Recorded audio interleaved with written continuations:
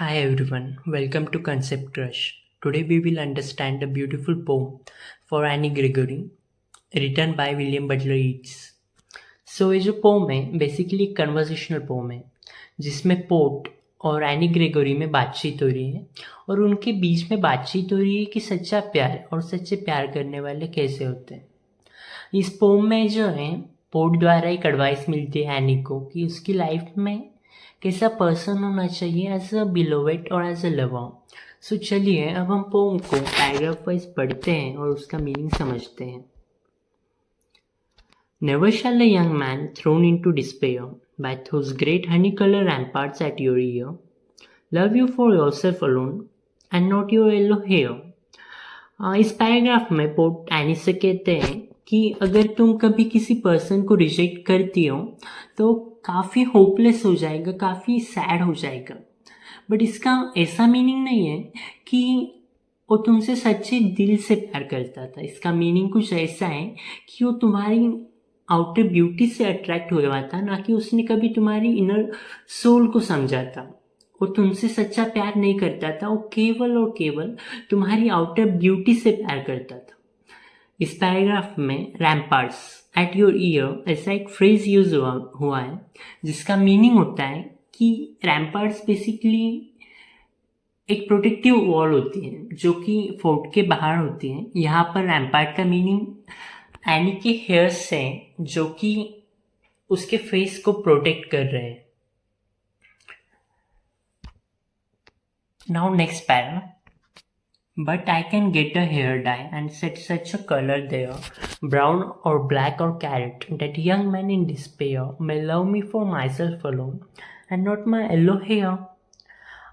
इस पैराग्राफ में any port को रिप्लाई देते हुए कहती है कि अगर ऐसा ही है, अगर कोई पर्सन केवल उनकी आउटर ब्यूटी को देख के ही उनसे प्यार कर रहा है तो एनी उनकी आउटर ब्यूटी को रिड्यूस करने का हो सके उतना ट्राई करेंगी। इसमें एनी एक सॉल्यूशन बताया है पोर्ट को। अगर कोई पर्सन उनके हेयर को देख के उनसे प्यार कर रहा है तो यहाँ पर एनी सॉल्यूशन देती है कि वो उनके हेयर को हेयर डाई करवा लेंगी। वो उनके हेयर का कलर या तो ब्लैक या तो ब्राउन और या तो कैरेट कलर का करवा लेंगी, जिससे उनकी फिजिकल अपीयरेंस और फिजिकल ब्यूटी और अट्रैक्टिवनेस कम होगी और कोई मैन जल्दी से अट्रैक्ट नहीं होगा उन पे। Now third para. I heard an old religious man but yesternight declare that he had found a text to prove that only God, my dear, could love you for yourself alone and not your yellow hair।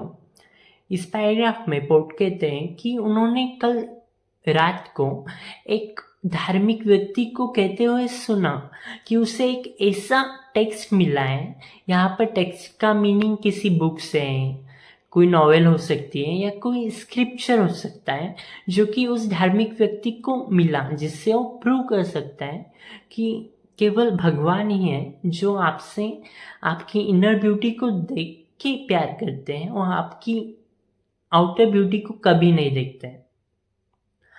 यहाँ पर port ने humans की inability को भी show किया है कि human जो है केवल आउटर ब्यूटी पे ही अट्रैक्ट होते हैं, उनमें उतनी एबिलिटी नहीं है किसी की इनर सोल को अंदर से परख सकें। Now here we come to end of today's poem. Now let us see what message we get from this poem. So इस पोम से हमें यह समझ आता है कि सच्चा प्यार जो होता है फिजिकल ब्यूटी पे डिपेंडेंट नहीं होता। सच्चा प्यार फिजिकल ब्यूटी से बहुत परे है और इनर ब्यूटी पे डिपेंड होता है सच्चा प्यार। और एक मैसेज हमें इससे मिलता है कि एक पवित्र प्रेम या सच्चा प्रेम फिजिकल ब्यूटी से बहुत परे है और उसे पाने के लिए हमें किसी पर्सन की इनर सोल को समझना पड़ता है, ना कि केवल उसकी आउटर ब्यूटी को परखना पड़ता है। सो इसी के साथ हमारी पोम समाप्त होती है। I hope you like today's explanation. Don't forget to subscribe our channel. Thank you.